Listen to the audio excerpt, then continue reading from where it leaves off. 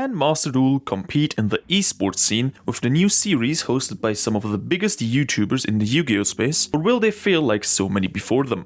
Hey everybody and welcome back to Igniskidd.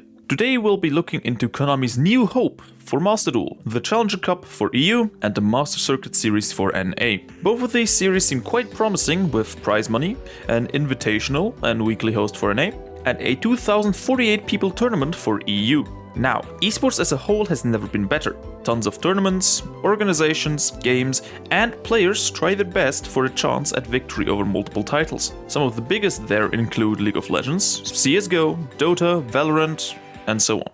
But it's time for a reality check and address the elephant in the room. Can Konami actually compete at all in esports? Is there any hope for our beloved overcomplicated card game to gain the amount of viewership, loyalty, and hype other titles generate? This is up to two factors in my opinion as an avid esports fan and spectator, and now let me share them with you. Number one, the game has to be a good spectator sport or have really good casting. Point number two, generate enough interest from outside the Yu-Gi-Oh bubble for new people to get involved and keep interest in the esport. That is the TLDR version. If you want to hear me elaborate on them, here you go. What do I mean with spectator sport? A spectator sport is something that is easy to understand, build a hype behind every play, and develop an attachment to the game itself, even though you might not even play it. Counter-Strike is the best example in that field.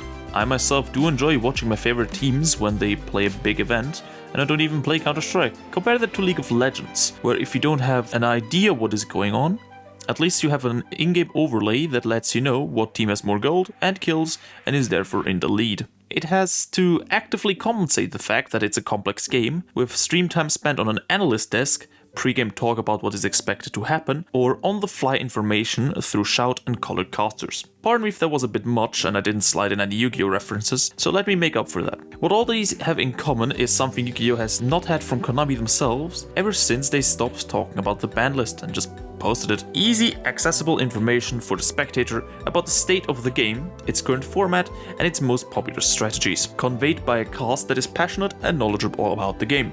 Alright, point one over. If you think that's a load of nonsense and you have a better idea, comment it. I'll read it, that's a promise. Okay, on to number two. This in my opinion is the most vital point to this esports success, if it is here to stay at all. Because if you want to actually make this permanent, we need the entertainment factor. Badly. You can't expect every single Master Duel or Rogue enthusiast at your locals to know the current metagame trend or variation of different builds. In most cases, this is the people watching because they themselves can't compete in the event and much rather learn by watching people play other than them. But that's where I'm actually excited about the current model that Konami went with, hosting it via YugiTubers to see who your audience is and measuring its success, hopefully building on the data gained, delivering peak level Yu-Gi-Oh for all to enjoy. That's it, bit of a shorter video this week as I am looking for other archetype-based creators to talk about the game too. If you know any, feel free to let me know in the comments as you link off the subscribe button if you haven't already. Thank you kindly for listening to me ramble, and see you next time. Cheers.